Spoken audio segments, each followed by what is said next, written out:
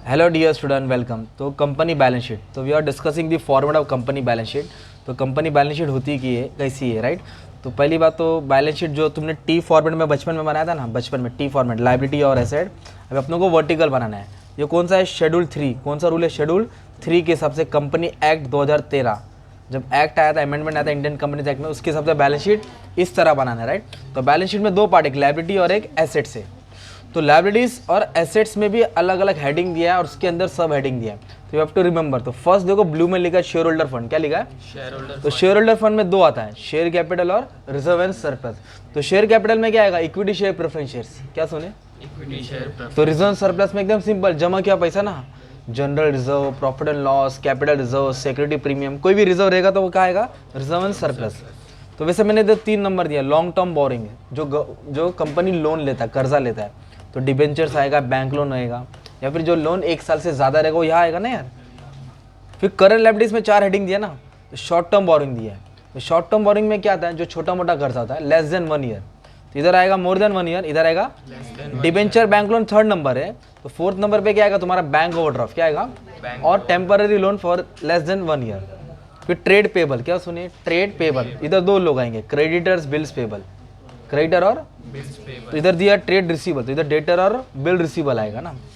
फिर other current liabilities, जो भी कंपनी का छोटा मोटा कर्जा होता है ना, outstanding expense, outstanding rent, outstanding interest, unclaim dividend, वो ही आएगा। ये कर्जा लिया है, ये कर्जा बना है, तो लिया ज़्यादा होता है, बना थोड़ा होता है। अभी प्रोविजन दिया है, तो प्रोविजन आएगा तो लायबिलिटी के लास्ट, याद कर लो, शॉर्ट टर्म प्रोविजन।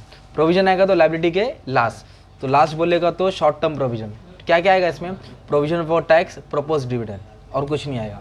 तो ये होता है अपना बैलेंस शीट का फॉर्मेट। तो इसका आपको ऐसा नोट्स बनाना पड़ेगा। जैसे को 1 नंबर पे क्या है? शेयर कैपिटल, वो यहाँ ओपन किया। फिर 2 नंबर वाला उधर 8 लाइन छोड़ने का। फिर 3 नंबर पे लॉन्ग टर्म बोरिंग, 3, 4, 5, 6, 7। तो ये यहाँ वर्किंग नोट हो जाएगा एक तरफ से ना, ये एंट्री पास करने का, फिर इधर का टोटल लेके इधर डालने के रहते। तो ये लायबिलिटी का पार्ट हो गया। तो वैसे एसेट्स के पार्ट है, कौन से पार्ट है? तो एसेट्स में 2 है, नॉन करंट और करंट। नॉन करंट में क्या आएगा? फिक्स एसेट पहला। क्या आएगा? तो फिक्स में 2 होता है, टेंजिबल और इंटेंजिबल। टेंजिबल में जिसको हम लोग देख सकते हैं, land and building, plant and machinery, furniture. और इनटेंजिबल मतलब जिसको देख नहीं सकते पर वो एसेट होता है, गुडविल, कॉपीराइट, पैटेंट्स, वो इनटेंजिबल है। वो क्या हो जाएगा अपना? इनटेंजिबल। टेंजिबल समझा? और इनटेंजिबल। फिर आएगा नॉन करंट इन्वेस्टमेंट। क्या आएगा? नॉन करंट इन्वेस्टमेंट आया तो 9 नंबर। सिर्फ तुमको 10 पूरे ना फॉर्मेट में 10 नंबर याद करो, बाकी का मेरे वीडियो में मिल जाएगा।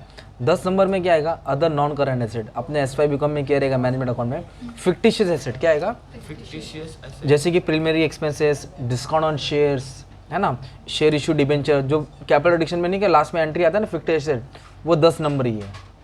तो ये हो गया नॉन करंट एसेट। वैसे करंट एसेट्स आएंगे, क्या आएंगे?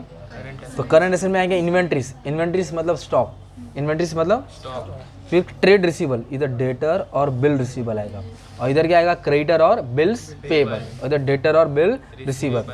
कैश एंड कैश इक्विवेलेंट, रोकड़ा, cash balance, bank balance, cash balance और बैंक बैलेंस, कैश बैलेंस और बैंक बैलेंस।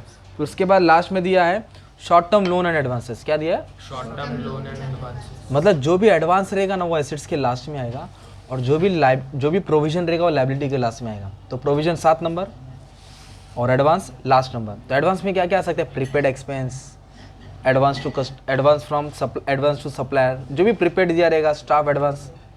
तो इसके भी जो नोट्स है वो नेक्स्ट पेज पर ऐसे ओपन करेंगे, है ना। तो ये तुम्हारा सम रहेगा, राइट। तो आपको क्या करना पड़ेगा? बैलेंस शीट बनाना पड़ेगा, ऐसा नोट्स ओपन करना पड़ेगा। फिर एंट्री क्वेश्चन ऐसा आएगा आपको एग्जाम में, ये क्वेश्चन है, राइट। तो अभी क्वेश्चन आ गया तो समझा देता हूँ। ये डेबिट साइड है, ये क्रेडिट साइड है, तो इधर उल्टा पुल्टा लिख दिया, बुक वाले बहुत मिस्टेक करते हैं। तो ठीक है, ये एसेट्स है, ये लायबिलिटी, लोग गलत लिखे, ठीक है, करेक्ट कर देता हूँ, होता है, ठीक है।